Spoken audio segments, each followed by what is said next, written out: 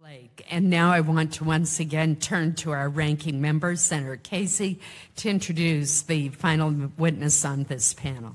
Thank you, Madam Chair. I'm pleased to introduce Rick Creech from Harrisburg, Pennsylvania. Rick, I'm going to use some of your own words to describe you. Hope that's okay. Rick, in your book, you refer to yourself as a unicorn, and I know we'll hear more about that. But we're grateful that you're here, and I don't think I could have come up with a single word like that. But I've also read your work and had an opportunity to meet with Rick today, and I have to say his spirit is inspiring and even magical. The ability your ability to communicate, and we know that your cerebral palsy doesn't define you. Instead, you have defined cerebral palsy in your own way. Early on in life, Rick relied upon an alphabet board made of wood to communicate. Today, using his powered wheelchair and augmentative communication devices, Rick works at the Pennsylvania Training and Technical Assistance Network in Harrisburg. He is an educational consultant providing training and technical assistance on assistive technology and augmentative communication, and assists schools, providers, parents, and administrators about how technology can promote inclusion. He's an author, and he's also a poet. Rick, I'm certain that throughout your life, people have second-guessed your ability. I'm sure after today, they'll have a different point of view. This panel is excited to hear your story and hear how you've defied the skeptics and wound up here before the Senate Committee on Aging, discussing, among other things, how technology has enabled you to remain actively engaged in your community, and how your work helps to combat loneliness and social isolation in others. Rick, thanks for being here. Chairwoman Collins, Ranking Member Casey, and other members of the committee, thank you for inviting me to speak today. There can be no social engagement with others without interactive communication. As someone who was born with cerebral palsy and was without the ability to speak in the accepted way, I grew up lonely and isolated, except for my parents and grandmothers. It was not until I received my first vocal output communication device that people began to realize that they could speak to me, and I could speak to them. Well, at least, some people did.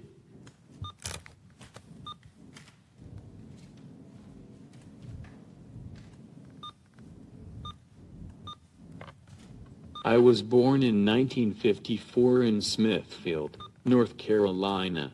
Back then, babies like I was were not expected to live, and if we did live, we were not expected to be out in public.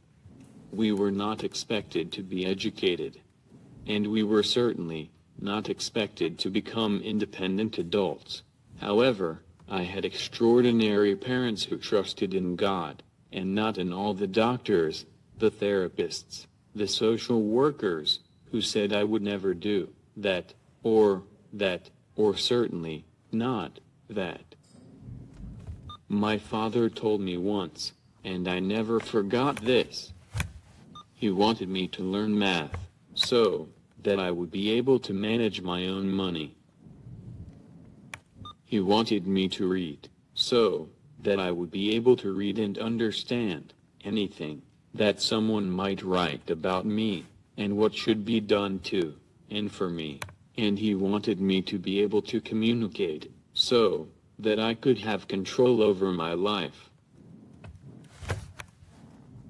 My parents presumed competence in my ability to learn to do those things. They insisted that I learn. Boy, did they push me. When it came to teachers, I would always prefer to have my mother because with her, I could slack some. With my father, the Baptist preacher, there was no way I could slack. He was more demanding than God was with Moses.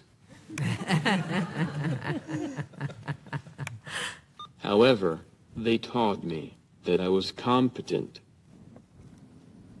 I was competent enough to go beyond their goals and their dreams for me. This is what great parents, great teachers, and great schools do. Supporting individuals who need to use AAC is not simple. The person may want to communicate. However, the person will have to be taught how to use an augmentative and alternative communication device for his or her expressive communication. The vocal impaired person will not know how, what, when, or why to express thoughts, feelings, ideas, without being encouraged, without being pushed. I am speaking from experience. Initiating a conversation and carrying on a conversation is the hardest thing I do in life. To put it simply, I am no good at chit-chatting. I believe that there is an optimal age to learn communication skills. That age being as young as possible. However, I was 28 when I got my first voice output communication device, and, although I still have deficits, I can expressively communicate my ideas in conversations. I had to work extremely hard, and I work long hours to learn to communicate with an AAC device. I used to read passages from the Bible and newspapers aloud to practice with my AAC device. My point is that we cannot provide a person with assistive technology or AAC and expect people to use it. I recently got the Amazon Echo, helped me to control the lights in the house. Sometimes I am ready to throw Alexa out the window, and I will not tell you the names my wife has called the thing. Amazon Echo is simple compared to AAC devices. I started telling people many years ago that assistive technology without training is not assistive. Even today, as proficient as I am with my AAC device, I cannot talk to some people because they are too much in a hurry or too caught up in my accent 1400. Saying things such as, "What can you say? Can you say my name?" Or they are hollering at me as if I'm deaf. It is good to meet you. What are you doing? I get tempted to reply, "Talking to an idiot." But my parents taught me that if you cannot say something nice, say nothing at all. So, I don't.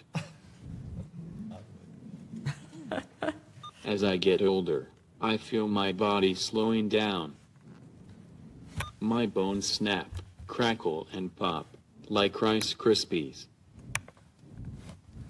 My muscles hurt.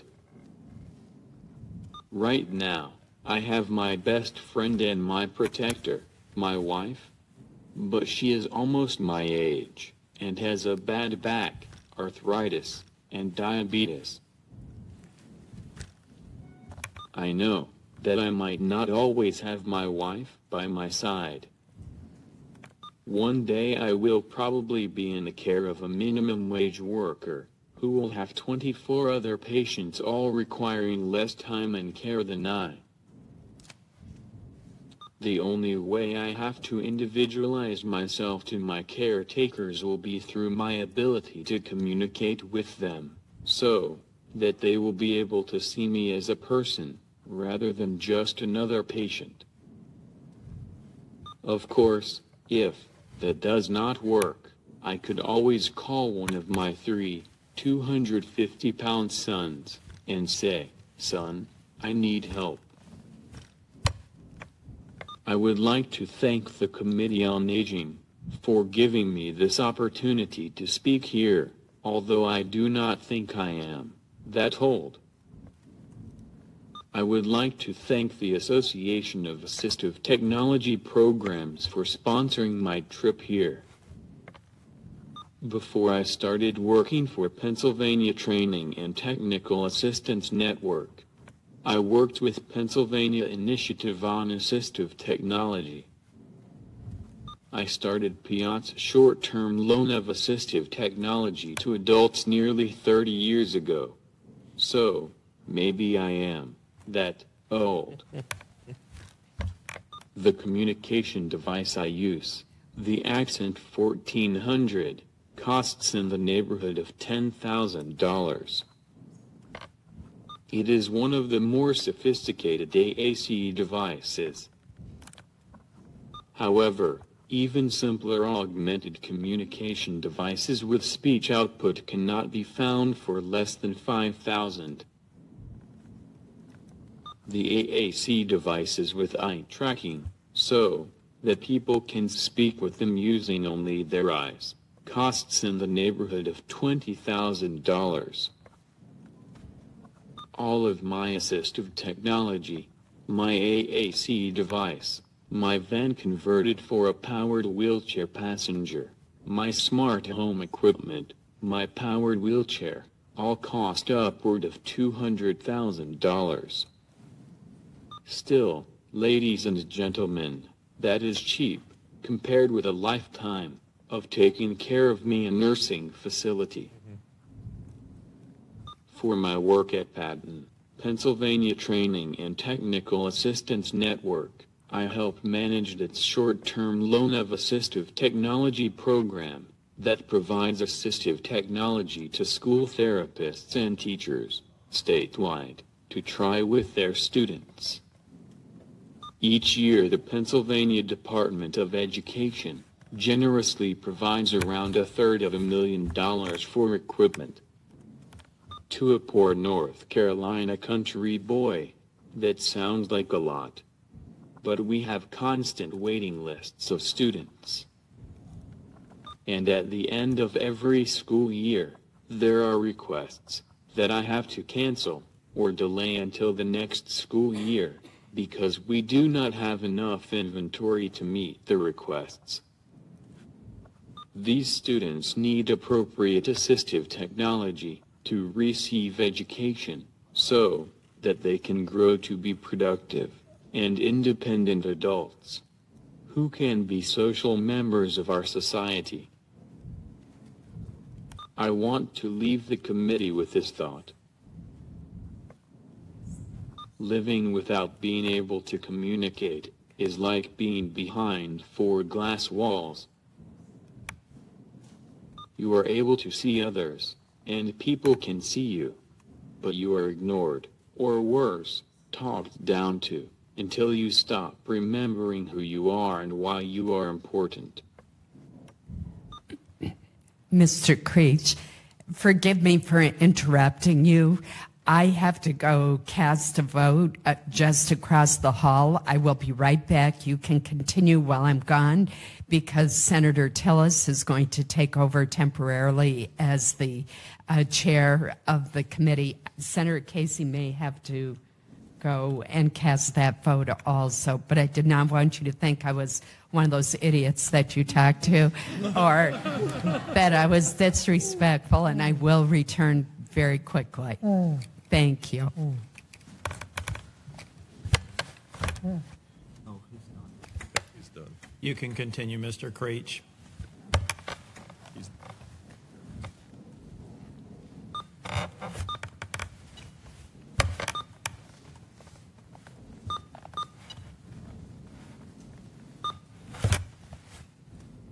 I have finished. Well, I hope I didn't cut you off, but I'm from North Carolina. It's nice to see another North Carolinian here before us. Welcome.